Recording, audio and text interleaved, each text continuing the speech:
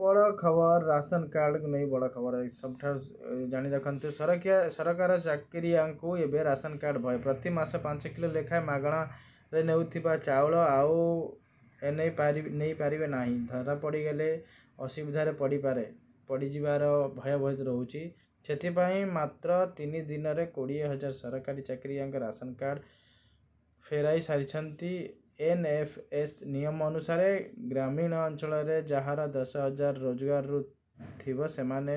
फेराइबे नाही ration card jar 15,000 ऊपर रोजगार थिबा सेमानक फेराइबे राशन कार्ड भल चाकरिया बा भल दरमा पाउथिबा कर्मचारी फेरांतु राशन कार्ड बोली मंत्री अपील कर बहु अयोग्य राशन कार्ड हाथेबा जाल राशन कार्ड हिताधिकारी मृतक नाँ एवं भी राशन उठा जाउथिबा संदेह नुआ सरकार गत वर्ष अगस्त 22 तारिख ठारू ई-केवाईसी जांच प्रक्रिया आरंभ करिसेंती